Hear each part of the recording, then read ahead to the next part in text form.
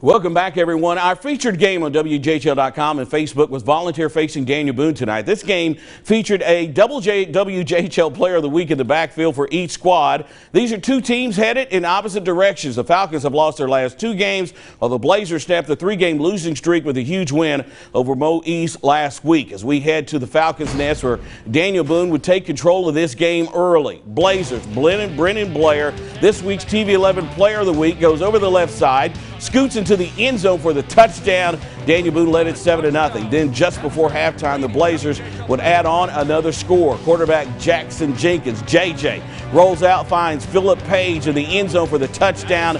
Blazers took a 14-0 lead into the break. Second half, Jeremy Jenkins' Blazers kept up the pressure after going up 16-0 because of a safety. The Blazers' Jenkins airs it out to Caleb Worley, who makes a nice diving catch at the 10-yard line.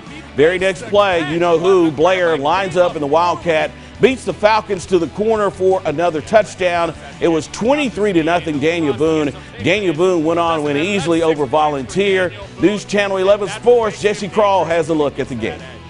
Well, coming into this showdown, we knew it was going to be a battle of the backfields, but it was Brennan Blair and Daniel Boone who came out 37-13 against Volunteer. Thanks to the guys up front, man. They just make me go, and you know, I see them gaps and I just hit them low pad level and just forward in my run. You know, we really challenged him all week to really run physical and be pad level. You know, last week, you know, he was more outside, more finesse, you know, getting long runs and getting the ball to him out of the backfield.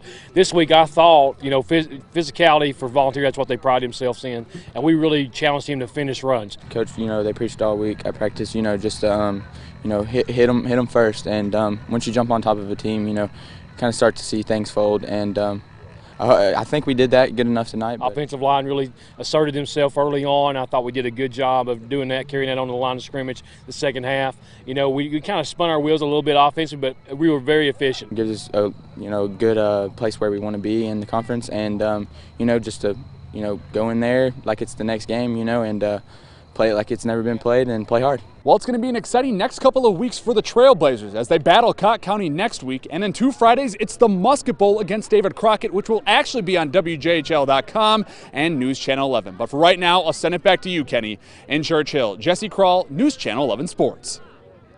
And a big win tonight. Daniel Boone beating Volunteer by the final of 37-13. Mountain City tonight, the Longhorns hosted the Happy Valley Warriors. And after a safety on the first play made it 2-0, the Warriors were driving the add to the lead. But Corey Neely picks off the Warrior pass. He takes off 71 yards on the pick six to give the Longhorns a 6-2 lead early in the first. Happy Valley would answer right back, though. Eli Ayers hits Matthew Bond on this pass, and he's off to the races. 66 yards for the touchdown to make it 10-6 Warriors. Nobody doing short touchdowns tonight. The lead grew as Ayers sneaks it over. There it is from a yard out to make it 16-6 Warriors. And then right before the half, Bond goes over for, there's another one. I asked and I received 2 yards out to make it 22-6 Warriors. At the break, we go to the scoreboard. Happy Valley all over Johnston County tonight by the final of 30-16. At the range, Knox Catholic came calling with those gold domes, taking on West Green. And with minutes to go in the first half,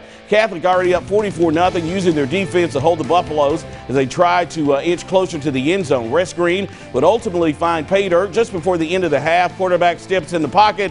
He finds his man Dakota Wood wide open in the end zone for the first points of the night for West Green, but that was about it. This was all Knox Catholic tonight. They went on to win over West Green by the final of 44-21.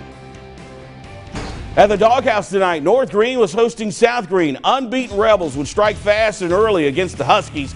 Corey Hauser took the handoff, and you guessed it, he would take it to the house. Or would that be the Hauser? 85 yards for the Rebels, touchdown right there. A stalled series from the Huskies would find the ball back in the hands of South, and they would drive the field this time, calling their boy Hauser again. Don't call me Doogie. To finish the job, and he would find pay dirt once again. South Green up 14-0. South Green started pouring it on this time. Quarterback Luke Myers would fake out our cameraman. It would be Andy Jackson. I had to say that out loud, I hope. In the pocket, he fires it downfield for the touchdown. All South Green tonight. They stay unbeaten. They went on to win by the final of 53-12. All right, folks, that's 7 down, still 4 more to go with stops in Cocke County, Dumpling Valley, and Moorestown. But first, here's a volunteer marching band to help take us to break.